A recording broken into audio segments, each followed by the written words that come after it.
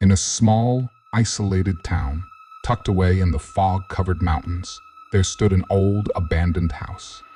The locals called it the Whispering House because, as the wind blew through its broken windows, it seemed as though the house itself was whispering secrets from another world.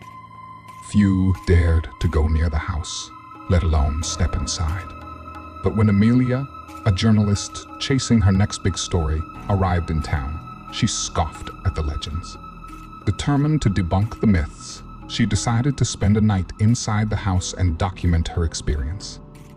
With her camera and flashlight in hand, she pushed open the creaking door. The air inside was thick with dust and an inexplicable chill that sent shivers down her spine. She clicked on her recorder and began narrating. October 3 RD. I'm standing inside the infamous Whispering House, a place avoided by all the locals. I'll be staying here until dawn to prove there's nothing to fear. The first hour passed uneventfully. As Amelia explored the rooms, she noticed peculiar details: a child's doll sitting on a rocking chair, its eyes fixed on the door, claw marks on the wooden floor, and portraits with eyes that seemed to follow her every move. Then it started. A faint whisper echoed through the empty halls. Amelia paused, her breath hitching in her throat. The whispers grew louder, but no matter where she turned, she saw no one. The words were unintelligible, a mix of hisses and growls that reverberated within her skull. "Who's there?"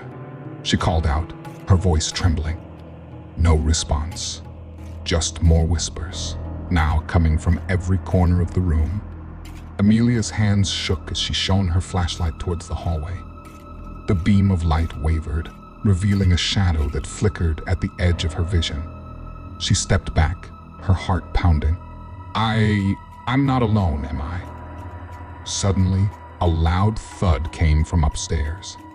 Amelia gasped and sprinted to the stairs, curiosity battling with fear. Slowly, she ascended, each step creaking under her weight. She reached the landing and peered into the darkness. At the end of the hallway was a door she hadn't noticed before. It was slightly ajar, and a soft, red glow emanated from within. Summoning her courage, she pushed the door open. Inside was a small, dimly lit room.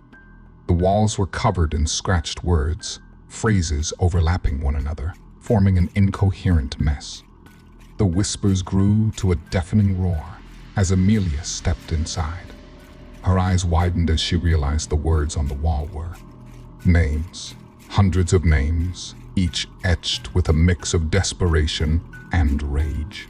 She turned around to leave, but the door slammed shut behind her. Panic surged through her as the red light intensified, casting grotesque shadows that twisted and writhed. Then she saw it, a figure hunched in the corner, its face obscured. The whispers ceased, replaced by a chilling silence.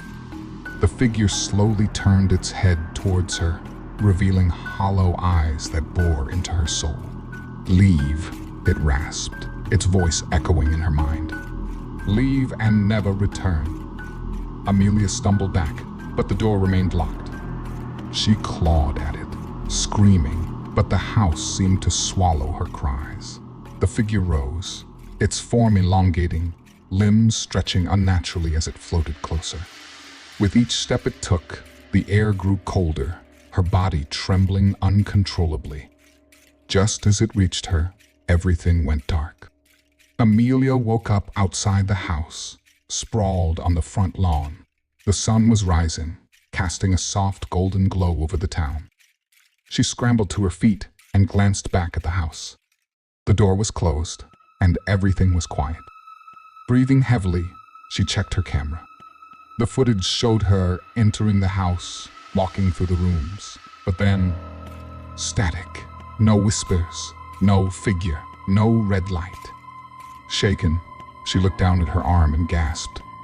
There, etched into her skin, was a single name, her own. Amelia left the town that day, never to return.